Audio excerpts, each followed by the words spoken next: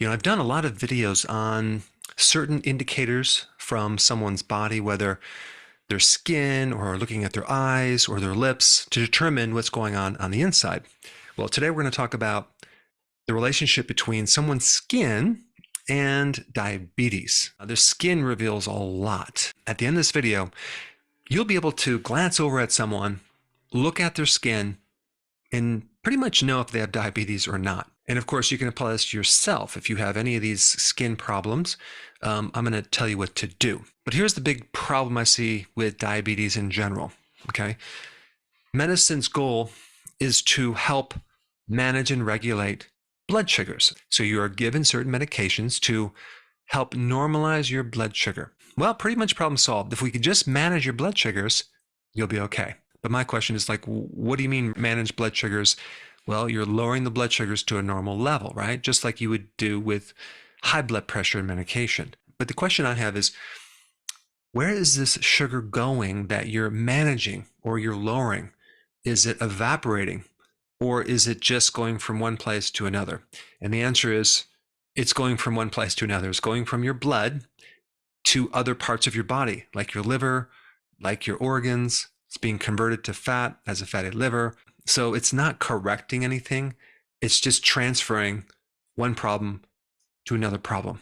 So there's two main issues with diabetes in relationship to your skin. One problem with the high blood glucose directly affecting your skin, or even indirectly. And then you have other problems related to the hormone that is involved with diabetes called insulin. So let's start with the insulin part first. Insulin is a glucose-lowering hormone, okay? When you have high blood glucose, you also will have, at least initially, a very high level of insulin to counter this blood glucose level. Not to mention, the body will start to develop insulin resistance, which is going to send information back to the pancreas saying we need to increase more insulin to fight or penetrate this resistance. With diabetes and pre-diabetes, you usually always have a higher level of insulin. It's rarely tested. Mainly they focus on the blood glucose, okay? But if they were to test someone's insulin, it would be higher until the point where the pancreas becomes so exhausted that it can't output insulin, and then it starts going down. At that point, the person needs to start taking insulin, unfortunately, but that's a different subject. So when we have higher levels of insulin and insulin resistance, one common symptom of that related to the skin, it's called Acanthosis nigricans. This is actually one of the common symptoms of insulin resistance. And it's a situation where your skin is darkening, it's looking tanner, and it almost has a velvet texture to it. It mainly accumulates in the different folds of the body, armpits, the side of the neck, the back of the neck, the different folds like on the crease in your elbow. And this is occurring because of a cell called the melanocyte, which makes melanin, which is the pigment of someone's skin. Insulin resistance causes an overproduction of this cell. Okay, so that's the first skin problem. The second skin problem I'm going to talk about related to insulin is the skin tags. So insulin is an anabolic hormone. And when you produce too much insulin, okay, it makes things grow. It makes these mini tumors. And so a skin tag is a benign growth. And so that's the connection to a skin tag. We have increased insulin, increase growth. And by the way, if you want to know how to get rid of skin tags pretty fast, I'll put a link down below. All right, the next skin problem is called digital sclerosis. And this is just a skin condition where your skin is thicker, okay? The texture is rough, and you probably have some dryness, you have some flakiness, and this is also coming from elevated insulin in your blood. And so your skin cells have these little cells called keratinocytes. So insulin affects these cells. It makes them grow in an abnormal way, giving you a thicker or rougher skin. And I would also venture to say that it's probably also involved in corns, like having a corn on your skin. All right, the next condition that's affected by insulin is just acne. When you have increased insulin, and this especially occurs in females, okay, especially with polycystic ovarian syndrome, where you have this high level of androgen, which is affecting the sebaceous gland or the oil gland of the skin, increasing risk of getting acne. So what's behind an elevated androgen is an elevated insulin. So PCOS is really an elevation of insulin, causing the elevation of androgen, and acne is just one of the symptoms. Now, another thing about insulin resistance and blood sugars as well is what it can do to the immune system. It can lower the person's immune system, increasing the risk for infections, and certain type of bacterial infections can lead to cysts, like a Baker cyst, for example. And I've noticed in practice a very high percentage of people who have Baker cysts are also diabetics. And so this involves the relationship between what blood sugar does to your immune system. Now let's just talk about blood glucose level. When the blood glucose level goes high, you can develop a lot of problems with circulation to the skin, okay? And so when the tiny capillaries are affected in the lower part of your legs, for example, you can develop these little red or purple dots or blotches, which is called petechia or purpura. So petechia are the real small little red purple dots, and purpura are the larger ones.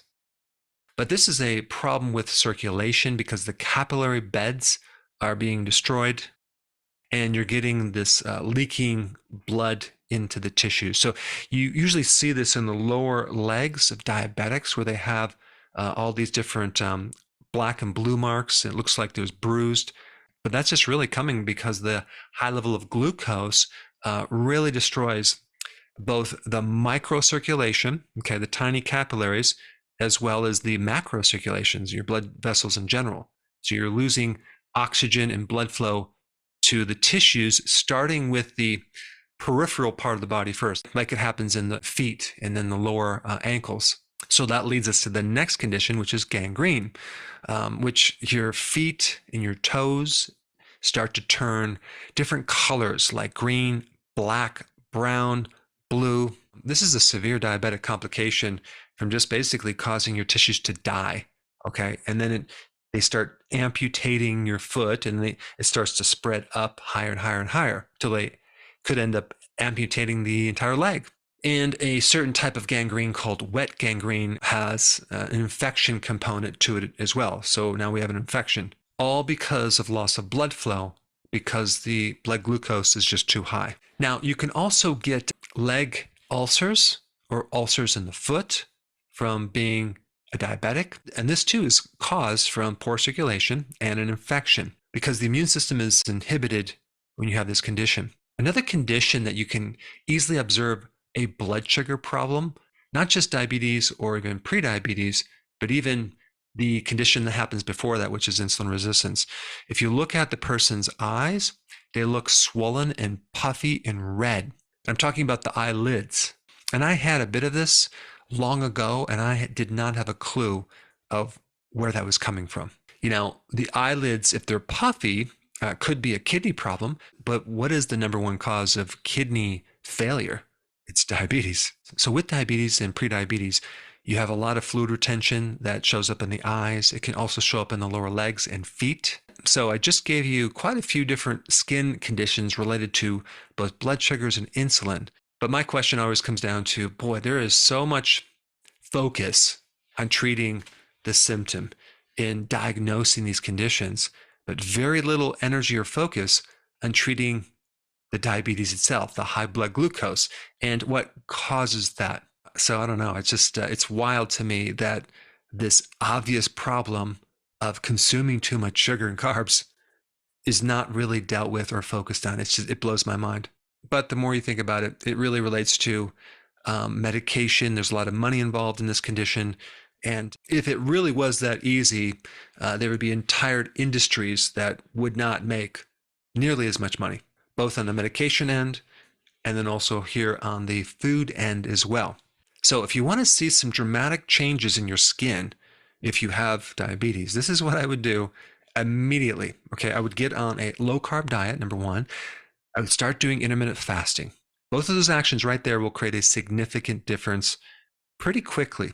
I would also start consuming about a tablespoon of apple cider vinegar in my water a few times a day.